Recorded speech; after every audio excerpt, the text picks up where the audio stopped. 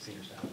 Tell us what you recall about what was discussed at that meeting about the Good Will-Hinckley matter. To be perfectly honest with you, until I read it in the report, it was not something that I distinctly remembered. I vaguely remember the governor making a side throwaway comment about the fact that Speaker Eves now wanted to run a charter school. And I do recall acting commissioner at the time, Thomas Jardine, saying, "Oh, we'll see how that goes by the end of the day."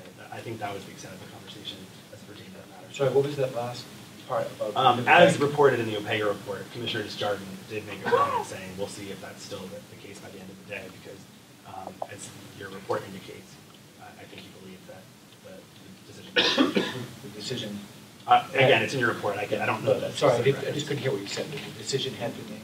Might change. I think he was saying, again, I'll refer you to your report for what he said about that. Did Mr. Moore ask you if the funding for Good Will-Hinckley was in jeopardy? No. So he just kind of factored that out of thin air. You have to ask him. We did, and that he told us you told him. I don't believe he's ever said that I made any comments about the funding for Good Will-Hinckley. The funding was in jeopardy were the words that were used. I don't believe he's ever said that I said that, and I certainly never said that from him. So you're denying that he got that impression from... I'm not denying anything about his impression. You'll have to ask him about his impression for what he thought based on what I said, but I am telling you that I'm just telling you that we asked him, and in his mind, Good Will-Hinckley funding was in jeopardy, and that was conveyed to him by you. Again, I'm not going to dispute whatever conclusions he may have drawn from our conversation, but it is not something I ever spoke to him about or said in words. From the report, we've learned that her impression from meeting with you was that the funding for Good Will-Hinckley School would now be in jeopardy if the speaker were hired. I'm sure you read that in the report. I did, sir. Okay, and what was there in your discussion with her that would have led her to that conclusion?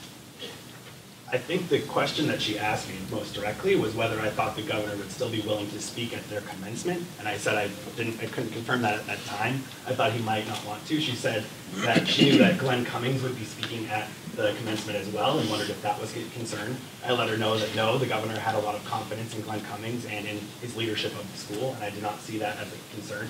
However, I did think the governor had now concerns about the management of the school, and he might not wish to attend their commencement. Well, she left the meeting with the impression that the funding for the school was in jeopardy. What did you say that led her to that conclusion? You'd have to ask her that question, sir. I don't know what created an impression for Sarah Vanderwood. I was relatively new to the governor's office at the time. I was not familiar with the details of the funding for Good Will-Hinckley, and so anything that she may have inferred from my comments was not a direct result of things that I said. The funding at no time came up, and so you'd have to ask Sarah Vanderwood about that.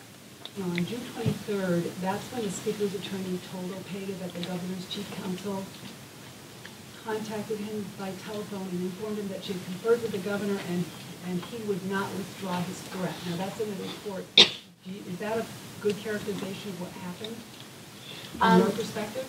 Attorney Weber and I had 2 phone calls. He called me first to let me know he thought he had a claim for constitutional retaliation, that he had some case law for me to look at, and wanted to know if the governor would change his position with respect to the speaker.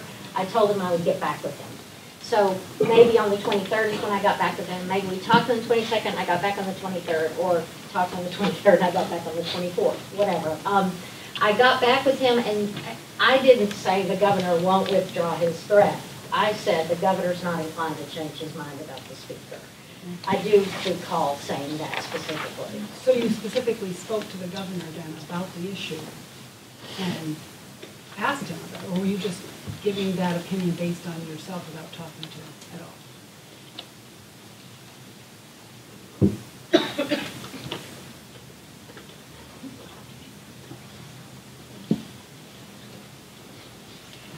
I do want to be careful. The reason I'm pausing is, again, I want to protect communications between the governor and I that are potentially privileged. But I agreed when I spoke to Mr. Weber the first time to talk to the governor, and then I would call Mr. Weber back after having done that, and that's what I did. Or did you ever have a discussion with Commissioner Jardine about whether the funding was was in jeopardy for Good Will-Hinckley, or anything around that area of issue? I didn't have a conversation like the one you described. But after Commissioner Desjardins had made the decision about holding the check, it was sometime after that that he told me about having done that. More than likely, I really learned about that for the first time in the press and then heard from him, but I don't have a specific memory about that time. So he did talk to me about that. Tell me about But you don't remember what the conversation, what it was about? Why would he bring it up to you? I mean, I'm just. I do remember. Would you have a problem telling us? No, I don't have a problem. He told me that he was in a staff meeting of some sort, and there was a point in the staff meeting where there was a question about whether to hold a check that was going to Good Will-Hinckley.